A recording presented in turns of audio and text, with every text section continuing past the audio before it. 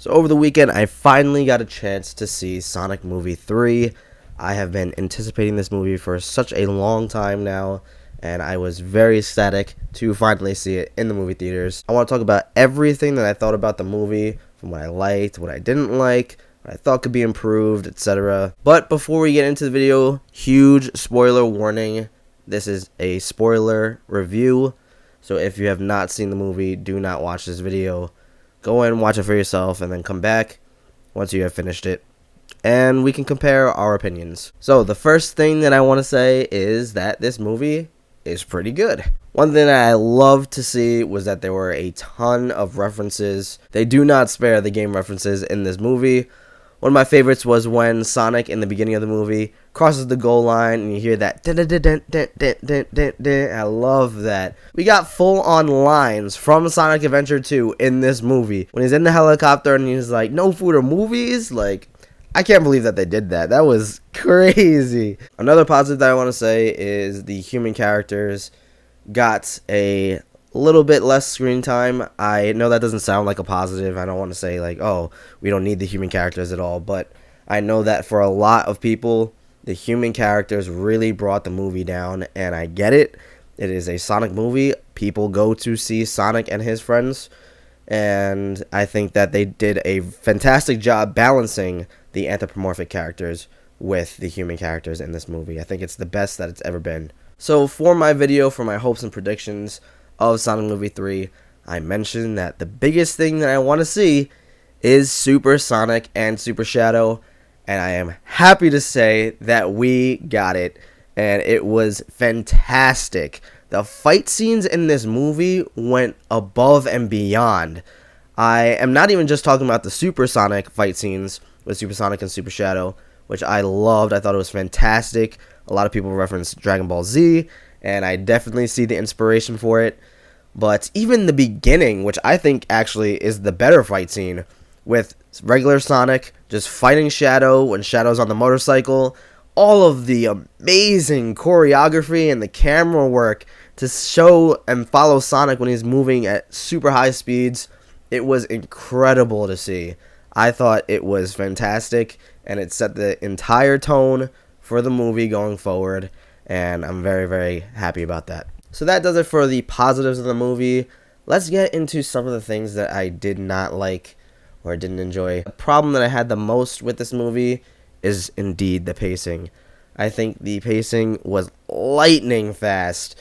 Like, you are with Maddie and Tom and Sonic, and then all of a sudden you're in Tokyo, Japan. Instantly, the gun helicopter comes in and is like, "Alright, we need you. We gotta take down an alien." They're just like, "Alright, let's go." Like, Maddie and Tom don't have any say in it. They're not like, "What's going on?" Like, be careful, Sonic, blah, blah, blah. It's just like, "Alright, well, we'll see you next time." You know, it's just very, very fast, and I thought it was a little jarring. Another thing that I thought was super quick was just the infiltrating the gun headquarters. It's like Maddie and Tom going undercover as holograms of other gun agents was just, I don't know, man. This is supposed to be the most secure facility, and it's under lockdown, and you're telling me that they could just do that?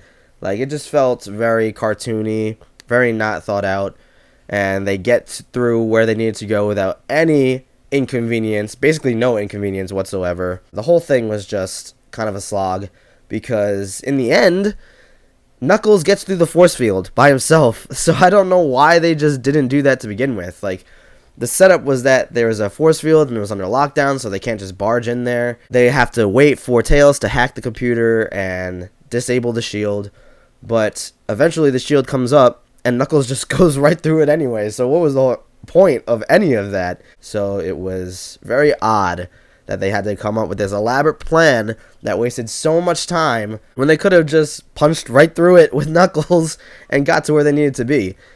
Yeah, it was very strange. I didn't really enjoy the second act of this movie as much as I wanted to. There was a lot of time devoted to Eggman and Robotnik, and I think that was not a good idea. I do not think that was a good idea. I very much wanted this to be Shadow's movie, like an Infinity War. Of course, it's an Avengers movie, but the real star of that movie was Thanos. Like, no doubt, He got the most screen time, and we love to see it. And we still had the other characters that we enjoyed. I think that they should have done that route where Shadow gets the most screen time, because this is a character that is very, very lore heavy, very story driven. So it was important that they gave him as much screen time as possible, and they didn't. And it led to the conclusions and the wrap up of this movie feeling very, very rushed when Sonic is going super, he's fighting Super Shadow, and at this point, Shadow is like, I'm annihilating the entire planet. There's going to be nothing left when we're done. And all of a sudden, 2 minutes into the fight, he's like, you know what? I think I am going to save humanity. The stars shine bright, and they don't lose their shine when they die, and some bullcrap like that. Like, it's just super rushed, and it makes me very frustrated because this has been a problem with Shadow stories forever. Since the debut of Sonic Adventure 2. Since the debut of Shadow in Sonic Adventure 2, this has been a problem where we have a Shadow that is fully focused on revenge, and all it takes is one line, and he is switching to the good side. It does not make a good, compelling story. And the thing is, they do the exact thing that they should have done with Knuckles in the prior movie. I get that you don't want to make it completely like Knuckles' story where he's bad at first and then he comes to the light side. I get that. But that is Shadow's character. It would have been better if we got a lot more hints to him fighting his inner demons, fighting his soul, fighting against Gerald Robotnik's voice in his head saying that he needs to annihilate the planet. And piggybacking off the idea that the movie was a little bit rushed, I did have a worry in my hopes and predictions video where I said that this movie is 10 minutes longer than the first movie. The first movie was very short. I think it was only an hour and 39 minutes. This movie is only an hour and 49 minutes. Not even reaching the 2-hour mark. We're talking about a story, the best story, the darkest story in Sonic history, probably, arguably. Something that is super complex. It needed more time in the oven. So let's talk about the thing that I think was rushed again, which is very unfortunate, which is the relationship between Shadow, Maria, and Gerald. I cannot stand when they tell us to care about these characters and they don't show why we should care about these characters. I am sick of it. I thought that for sure, if you're going to make a movie about Shadow, you have got to nail this. This is the most important thing to do. Make sure we understand the relationship between Shadow and Maria. I'm sorry, but one scene where we get a montage of Shadow and Maria hanging out is not enough to sell the idea that Shadow and Maria are really close friends, and Maria really, really means a lot to Shadow. I just don't buy it, especially when we never got to see how the gun soldiers react to Shadow.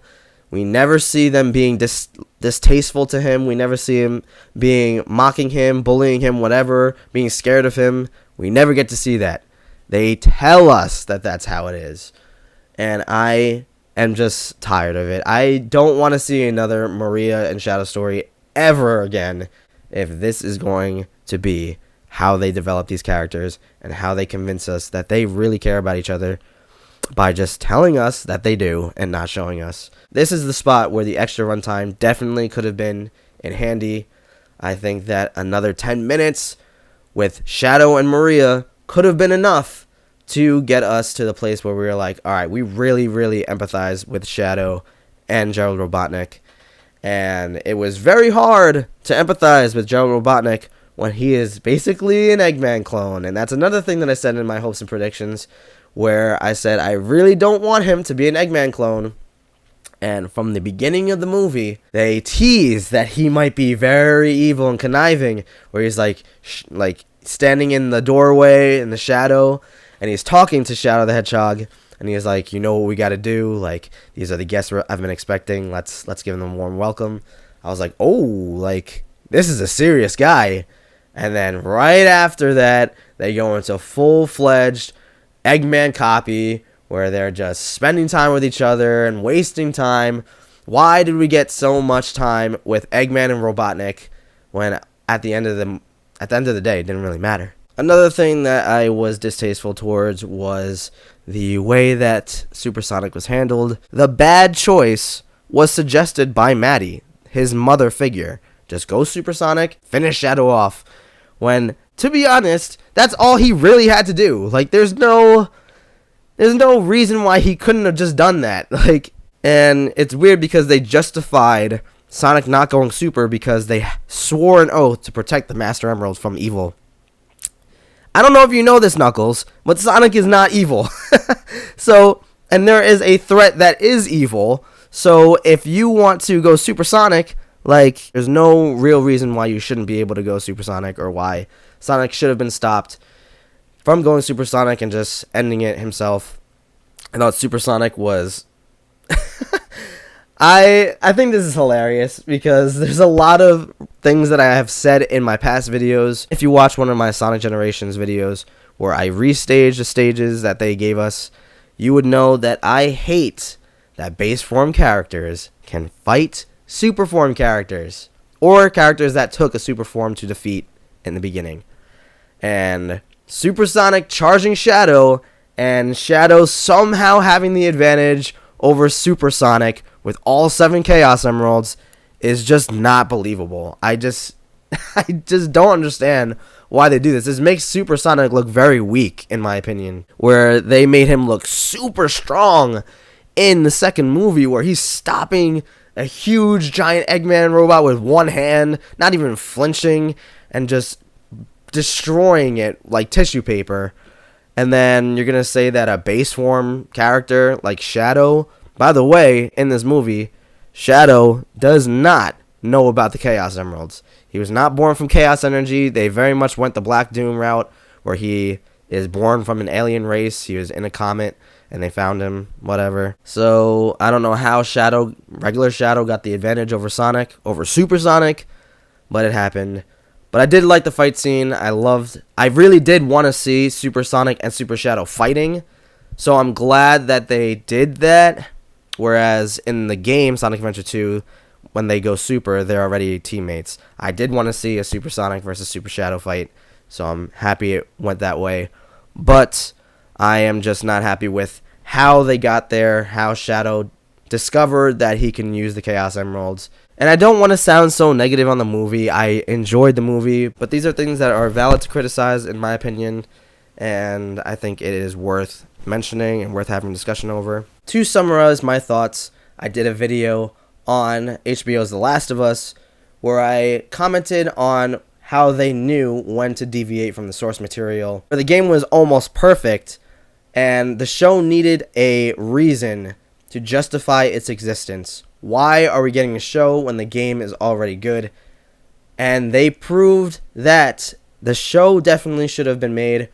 There were vast improvements over the video game, and the thing is, HBO wasn't dumb. The showrunner was not dumb. He knew when to deviate from the source material. He saw a perfect story. He saw that there were elements that you should just not change for the sake of changing them and making it different. And I think that Sonic Movie 3 should have adapted this philosophy a little bit, where there are elements from Sonic Adventure 2 that you simply just cannot change, and you should keep it the same for a reason. I think Gerald being alive is one of those reasons where you are getting a lot of screen time with him, and you're leaving no room for the big name character, Shadow the Hedgehog. You're leaving no time for him. And I think that was a mistake. Gerald was barely in Sonic Adventure 2, and there was a reason for that, because we needed to develop Shadow the Hedgehog. He was the main character. With all that being said, it is not a bad movie. I know I just crapped on it for the last, 10 minutes maybe? I don't even know how long this video is going to be. I like the movie. I really, really do. And I think this is a fantastic trilogy. But this review is coming from someone that absolutely adores Sonic Adventure 2. I'm not saying that I expected a remake of Sonic Adventure 2. That was a fallacy. If you expected that, of course you were going to be disappointed. I was not expecting that. However, there are still elements of film that I wish that they did in the movie to make it as good as possible and do all of the characters justice, whether it's Sonic or whether it's Tom and Maddie. I think that this movie could have been improved a little bit, but overall, I really did enjoy it, and I want to hear what you have to say. If you liked the movie, tell me what you liked about it. If you agree with anything that I said, definitely let me know. I am super open to having discussions. I really enjoy talking to people about Sonic because it is one of my passions, and I just love it. I love having discussions, seeing people's opinions, how they differ from mine, and whatnot. So definitely leave a comment, like the video if you liked it, and definitely hit the subscribe button. I will be making videos every single week. And with that being said, I hope you enjoyed the video, and I will see you in the next one. Take care.